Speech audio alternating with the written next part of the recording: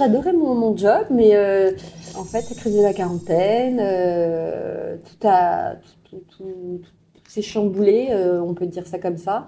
Je suis tombée malade en fait.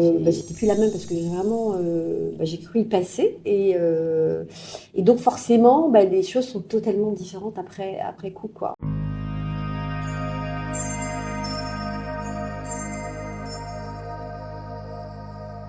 Bonjour tout le monde et bienvenue dans cette nouvelle épisode vidéo de Et toi tu fais quoi dans la vie? Je suis en compagnie de Marina. Marina, je vais te donner la parole tout de suite maintenant sans attendre. Est-ce que tu voudrais bien te présenter succinctement? Bien sûr, Jordan, donc Marina Ferré, je suis consultante et formatrice en durabilité depuis 7 ans à peu près. Et en quoi ça consiste exactement pour En les quoi ça personnes qui consiste connaissent pas exactement? forcément ce Écoute, domaine? j'accompagne des entreprises, des grandes et des plus petites, à essayer de se transformer, en tout cas à prendre conscience des enjeux écologiques et sociaux, et donc à essayer de se transformer sur cette transition. Alors tu dis essayer, pourquoi? Parce que c'est pas forcément évident d'amener les entreprises. Je fais semblant de poser la question, hein, je connais la réponse. Oui, Hein. oui, oui. En fait, on a eu comment dire, une grosse ouverture en 2018, 2017. Il y a eu les marches pour le climat, puis il y a eu la signature des accords de Paris en fin 2015. Donc, il y a beaucoup de choses qui se sont engagées. Après le Covid, il y a eu le Green Deal. On y est toujours d'ailleurs. La réglementation qui est arrivée avec la CSRD. Alors, je parle peut-être chinois, mais globalement, l'Europe a lancé des réglementations qui permettent aux entreprises comment dire, d'être auditées sur leurs états financiers et leurs états extra-financiers au même niveau. Donc c'est une vraie révolution en fait pour les entreprises, sauf qu'il y a des lobbies derrière, il y a des politiques derrière qui font qu'aujourd'hui on revient un peu en arrière et on est en train de simplifier le Green Deal, on est en plein dedans, on aura des retours là le 26 février. Ça s'appelle l'omnibus. Et donc, c'est vrai que parfois, on fait un pas en avant, deux pas en arrière. Donc, mais on avance quand même. Alors t'as pas fait ce métier-là toute ta vie, hein? Qu'est-ce que tu faisais avant? Alors avant, j'étais dans le digital depuis l'âge de à peu près 23 ans. J'étais dans le digital, oui, digital, j'ai travaillé dans des ESN toute ma carrière, globalement. Je connais très bien.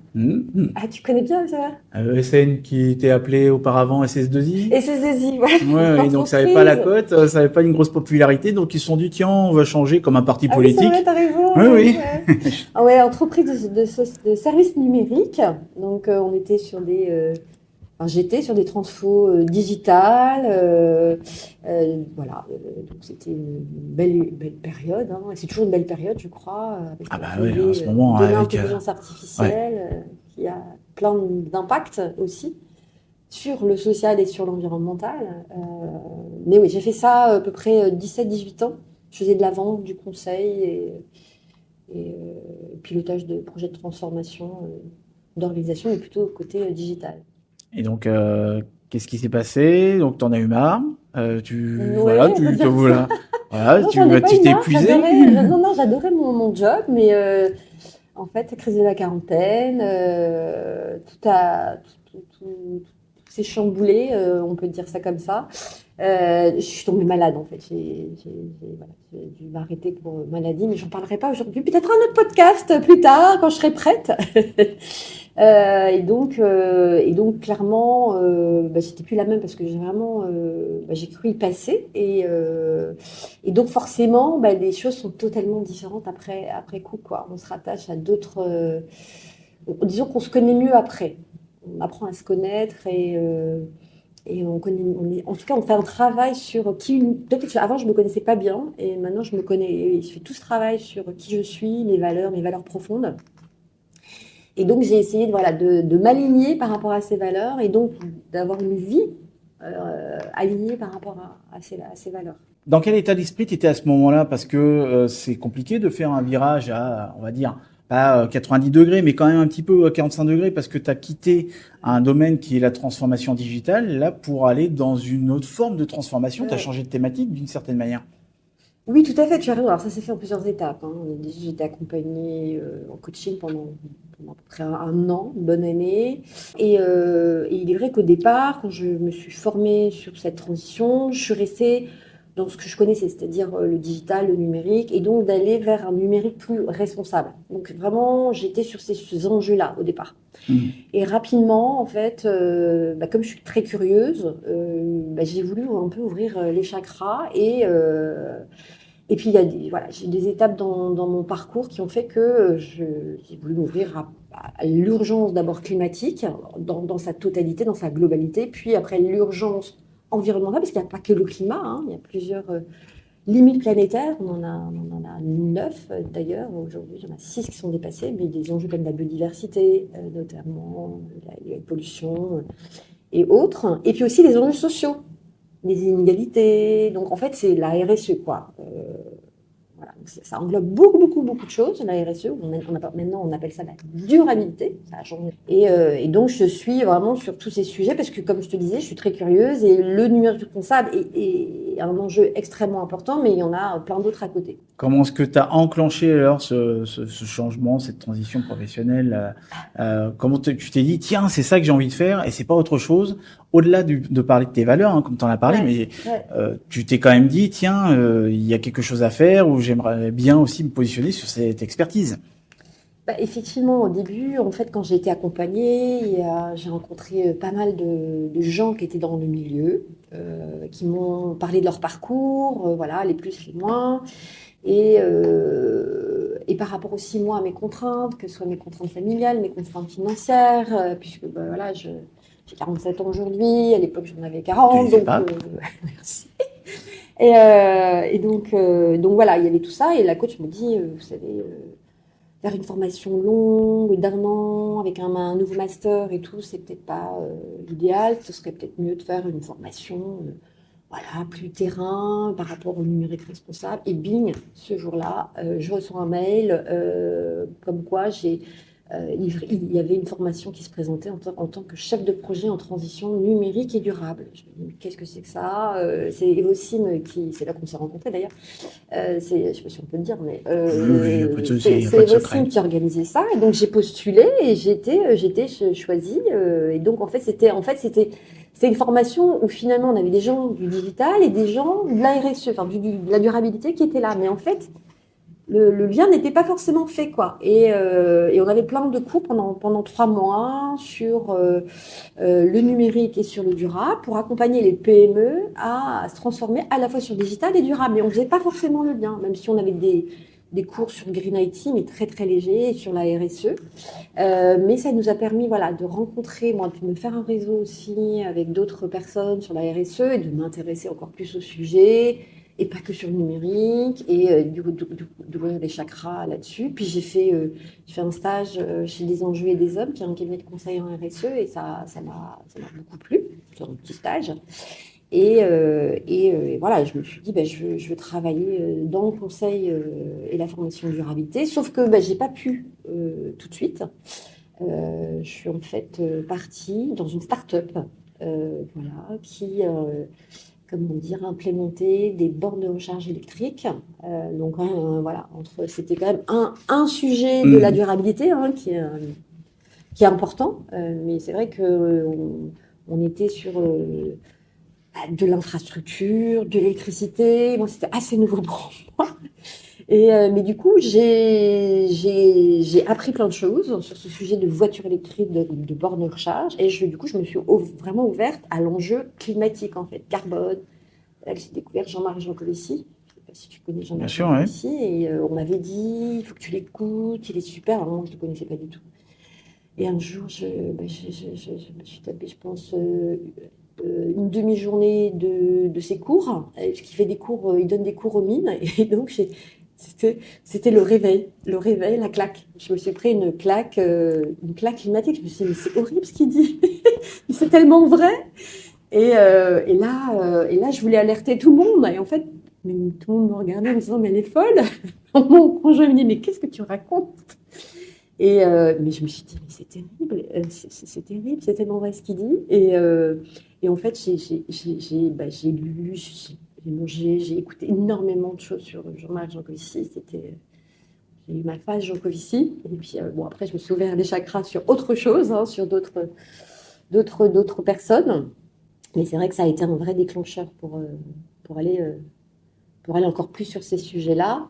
Et donc, quand mon expérience de start-up s'est terminée, parce que ça, c'était avant le Covid, donc il y a eu le Covid qui est arrivé, et donc, pas facile pour la start-up de tenir. Elle a dû baisser en charge d'activité. Et donc, à ce moment-là, il se trouve que j'ai monté ma boîte. Enfin, j'ai monté, je dis pas, j'ai monté ma boîte, c'est plutôt grâce à mon associé que j'ai monté ma boîte qui s'appelle Morgane. Et on s'est retrouvés dans cette start-up en fait à ce moment-là. Et quand ça s'arrêtait, eh ben, on s'est dit qu'on allait monter notre boîte. Voilà. Donc, mais à la base, elle m'a quand même poussée à monter ma boîte. Moi, je n'étais pas forcément pour. Mais on avait déjà travaillé ensemble sur la grosse boîte et après la plus petite start-up. Donc, on s'est dit, on va faire quelque chose. Donc, Parce qu'elle t'avait recommandé ou est-ce que vous vous êtes retrouvés comme ça par hasard dans cette start-up? on s'est retrouvés parce qu'elle faisait partie de chez Capgemini. Elle était en recherche d'emploi et je lui dis, écoute, moi, c'est vrai que les bornes de recharge électrique, c'était pas comme ça sur le papier. Ça me faisait pas hyper envie, mais je sais pas. À un moment donné, dans l'entretien, quand j'ai eu l'entretien avec la CEO, je me suis dit: «Non mais finalement, ça pourrait être sympa avec Morgane, quoi». Mhm. Et du coup, j'ai poussé Morgane dans l'entretien et du coup, elle nous a prises toutes les 2 pour l'aider. Nickel. Donc c'était très, très intéressant, comme parcours. Comme on a super bien fité ensemble dans les hauts et dans les bas, on a décidé de monter notre entreprise. Mais à la base, c'était plus une histoire un peu d'amitié forte, quoi. Mhm. Voilà, et très avec les mêmes valeurs. On partage les mêmes valeurs sur ce sujet de RSE, d'écologie. Et l'idée de Morgane, c'était de lancer une carte cadeau écologique. Parce que elle sortait d'un Pro Durable, je sais pas si tu vois ce que c'est un événement annuel sur tout ce qui est RSE et tout, et elle sortait du Pro Durable, puis voilà, elle avait rencontré plein de gens, et elle s'est dit, non mais je pense qu'il y a un marché sur le sujet des CSE, il y a aucun, ils distribuent, comment dire, des cartes cadeaux pour les salariés, et il y a rien qui va pour la transition écologique. C'est quand même dommage, des gens qui sont là pour protéger les salariés, au niveau Mhm. de leur santé et tout, mais ils font rien pour l'écologie. Et donc, elle m'a motivée à aller là-dedans. Donc, on a monté notre structure, on s'est fait pré-incuber par Make Sense, moi par mon ancienne école chez Bioco Montpellier. Donc, on était à fond. Puis rapidement, on s'est dit, oh là là, finalement, mettre en place une carte cadeau écologique, c'est pas si donc ça. En fait, c'est pas notre métier. Donc, on va s'associer avec un partenaire. Et on a essayé de chercher des partenaires. On s'est associé avec la carte française.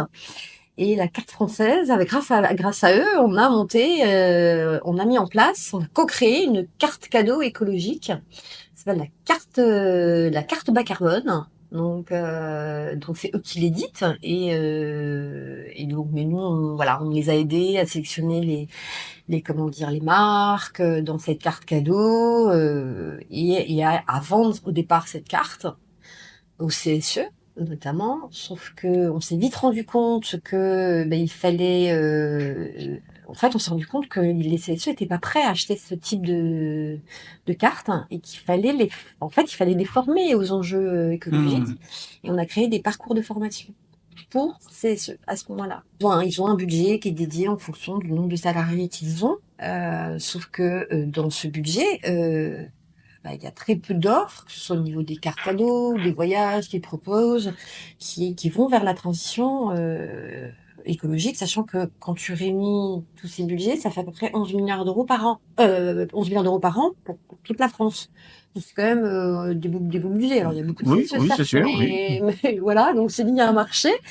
Et donc, c'est dit, un, il y a un marché, deux, on suit nos valeurs, voilà, et donc d'ailleurs euh, on était ravis parce que on a fait un manifeste de passage à l'action et qui a été préfacé par Fabrice Bonifay, je sais pas si tu vois qui c'est directeur du développement durable du groupe Bouygues et qui est le président du C3D, qui est, si je dis pas de bêtises, qui est une association qui réunit un petit peu qui est un collège des directeurs de développement durable, donc qui réunit tous les directeurs de développement durable en France.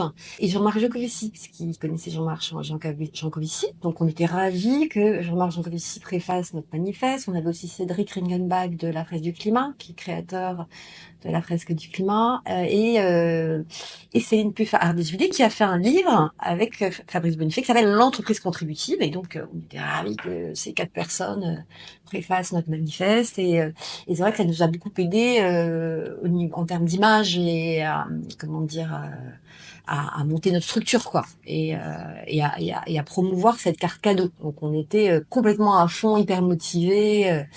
Après, voilà, on s'est vite rendu compte que le changement au niveau de ces sections, il était long. En fait, ça allait pas se faire du jour au lendemain. Alors, le changement, c'est souvent long, mais alors, c'est vrai que sur ce type de, comment dire, partie prenante, si on peut dire ça, ou persona, c'est encore plus long parce que c'est des décisions souvent collégiales, parfois c'est des Ouais. syndicats différents. Bon, Parce que même avec la période du Covid, t'as pas trouvé que ça avait... Bon, il y a une sensibilisation vis-à-vis de tout ce qui ouais. est enjeux environnementaux.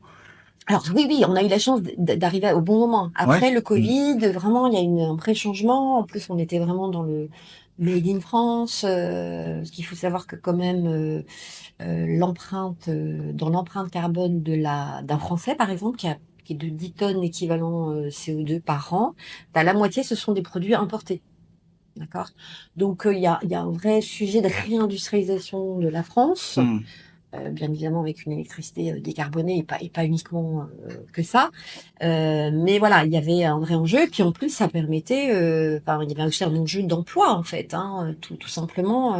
Donc on était très écoutés par rapport à ça. Donc on était complètement on était à fond. Sauf que à un moment donné, je crois que la bascule, c'est quand il y a eu la guerre en Ukraine.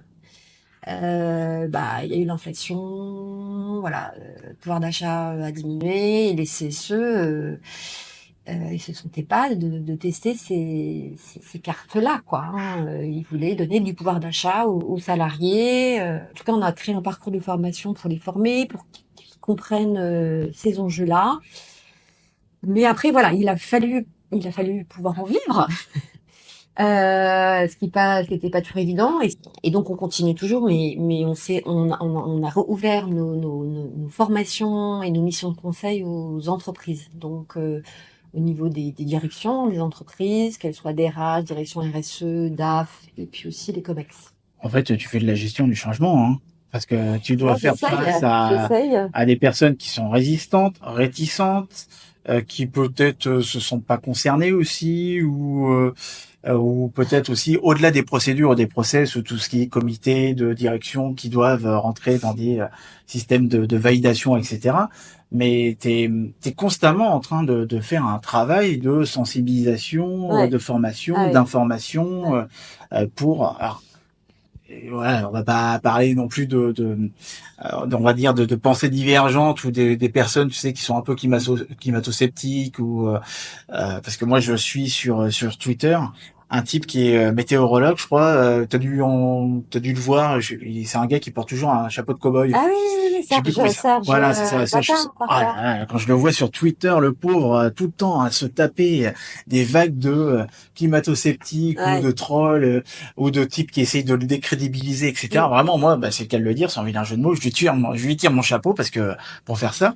Mais t'es constamment en fait dans une démarche de former, d'informer, de convaincre et Mm. de Mais moi, faire j'adore péter ça. les J'adore ça. résistances au changement. Ah bah Ouais. tant mieux parce Vraiment, que j'adore. Vraiment, ça, c'est vrai, quand j'ai fait ce travail de coaching, c'était vraiment ce qui est ressenti. lever des verrous, quoi, en fait, hein. Mmh, mmh, Voilà, c'est tout depuis mon enfance, c'est comme ça. J'ai besoin de faire bouger des gens, faire bouger les organisations. C'est ce qui me drive. mmh. Mes enfants, c'est pareil. J'ai envie qu'ils grandissent. Alors, c'est pas toujours évident. Des fois, je suis un peu abattue, j'avoue, mais ça remonte. Tu sais, la courbe de deuil, là, je sais pas si Ouais, tu ouais, la je m'entends bien, reconnais, ouais. les émotions. Donc, elle bouge beaucoup dans la journée. Et tu considères qu'il y a aussi une conscience, parce qu'ils parlent tout le temps des jeunes en disant qu'ils sont vachement plus Oula. éveillés ou qui ont pris plus de conscience ou qui sont peut-être un petit peu plus intéressés à ce sujet. Mais en fait, c'est quoi la réalité? Moi, pense que c'est pas forcément le cas. Il y en a plein qui s'en foutent. Hein. Il y en a d'autres, peut-être, ça peut être anxiogène pour eux. Mais est-ce que toi, t'as considéré, enfin, tu considères que, ou t'as observé, t'as constaté que de la part des jeunes générations, ils sont plus sensibilisés, ou c'est une augmentation, ou ça stagne, ou ça a rien changé par rapport à nous, nos générations, à l'époque où oui, on en avait entendu parler, mais on s'en préoccupait pas plus que ça, quoi. Je pense qu'ils sont au courant.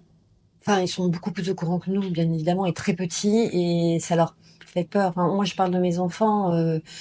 Du coup, le changement a été dur parce que c'était un peu radical pour eux comme changement, ce changement, je te dis, donc ça s'est fait petit à petit, hein, sur les 7 ans me concernant, et côté le plus dur à changer en fait, c'est effectivement sa famille en fait, son conjoint, ses enfants, parce que voilà, on les a éduqués d'une certaine façon, on vit d'une certaine façon, puis d'un coup vous avez votre maman qui du jour au lendemain n'est plus la même, quoi. Donc c'est un peu eux, ils ont pas forcément envie de changer.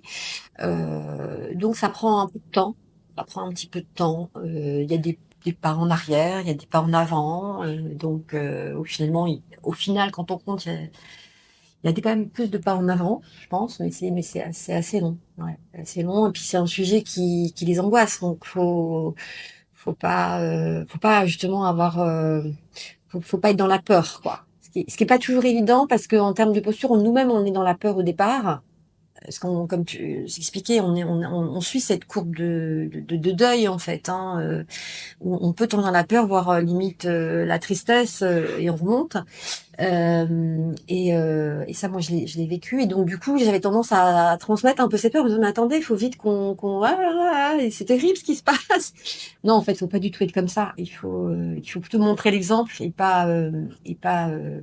être assez dans le positif en fait, parce que sinon c'est trop dur. Et t'interviens aussi auprès de jeunes étudiants, de Ouais, personnes qui sont dans les cursus. ça m'est arrivé, c'est pas le gros de mon Non, activité, mais ça mais t'est ça m'est déjà arrivé. arrivé, Ah ouais. oui, oui, oui, tout à Et fait. t'as pu constater qu'il y avait une certaine prise de conscience vis-à-vis d'eux, ou Ça dépend. ça Ça dépend, dépend hein. où, ça dépend qui, ça dépend des milieux, ça dépend des écoles. C'est Hmm. vraiment, si c'est une école de commerce, une école d'ingénieur, si c'est une école privée, une école publique, ça dépend beaucoup aussi de l'éducation, que ce soit au niveau de l'école ou au niveau des parents. Hmm. Bah, tu parles d'école d'ingénieur, moi ça me fait penser aux étudiants qui s'étaient opposés à Oui. la diplomation, enfin leur diplomation Oui.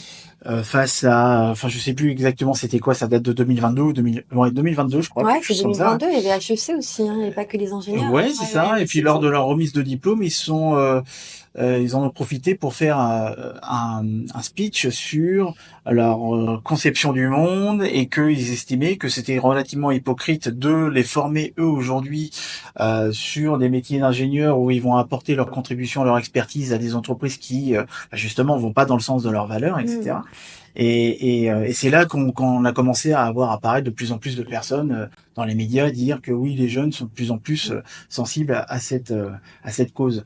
Alors que oui, bah c'est le cas, ils en entendent parler, mais bon, tu vois, pourquoi je te parle de ça? Parce que ça va de pair aussi avec ce que tu dois voir en entreprise, avec des Mm. personnes qui sont pas très sensibilisées, ou pour elles, elles sont pas concernées du tout.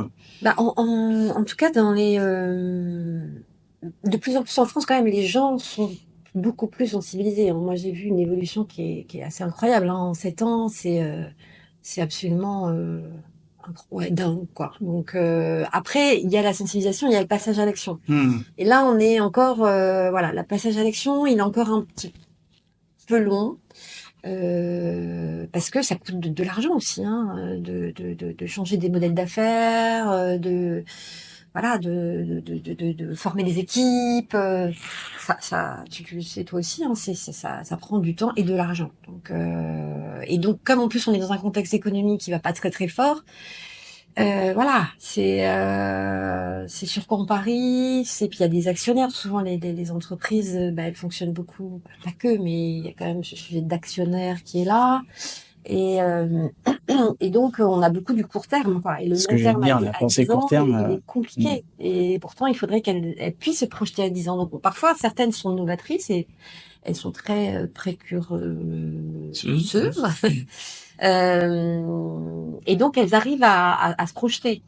Ou alors, et à avancer. Mais il y en a des fois qui se projettent, mais qui disent non, mais c'est trop cher, quoi. Donc, Ouais, mais très souvent, on en a tendance à opposer l'écologie à l'économie. Alors que pourtant, il y a des passerelles, il y a des choses qui te permettent. Tu parlais de la pensée à court terme, et moi je l'avais vu aussi en entreprise, hein, où tu te rends compte qu'il y a des entreprises qui, si tu leur apportes pas un rendement sur du très court terme, ils n'arrivent pas à se projeter au-delà, juste même peut-être du moyen terme. Hein, donc au-delà de 6 mois, 1 an, 2 ans, quelque chose comme ça, pour eux c'est très compliqué. Mais finalement, juste en posant des petites actions qui sont impliquées, imbriquées dans des stratégies, bah on arrive quand même à quelque chose, tu vois.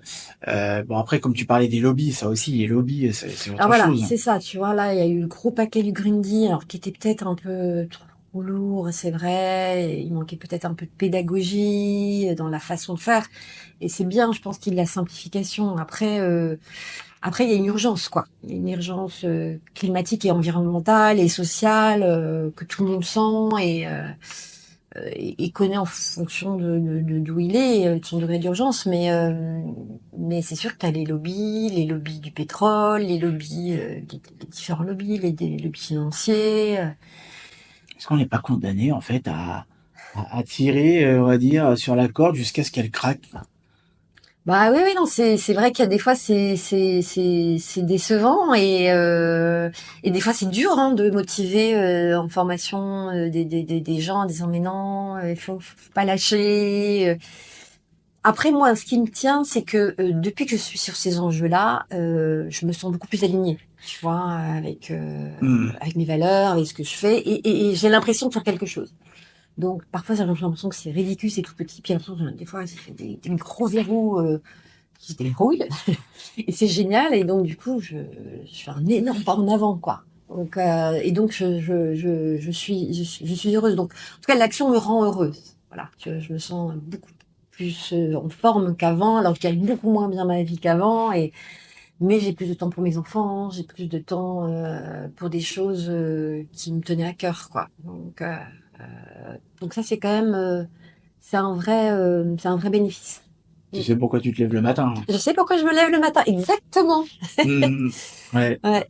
C'est vrai que à partir du moment où moi j'ai quitté le monde du salariat et que je me suis mis à mon compte, et ça date de 2013, et comme je te le disais justement avant de commencer, je me posais la question si j'allais pas me lasser de cette activité-là, que j'allais pas me dire ouais bon bah au bout d'un an, 2 ans, si j'ai pas les résultats escomptés, hop je fais autre chose ou je vais peut-être me lasser, etc. Alors les résultats escomptés, je les ai eu un tout petit peu plus élevés par rapport à ce que je m'en représentais, et tant mieux. Je me suis pas ennuyé, et tant mieux, parce que ça fait plus de 10 ans maintenant que je fais ça.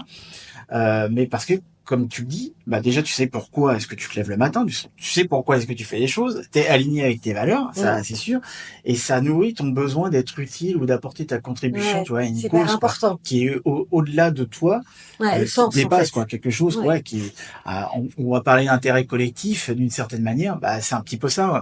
Tu vois, quand je te parlais moi d'intervenir auprès de personnes qui sont dans une situation en reconversion professionnelle, voire même aussi des étudiants qui sont en alternance, bah en fait je m'éclate à faire ça.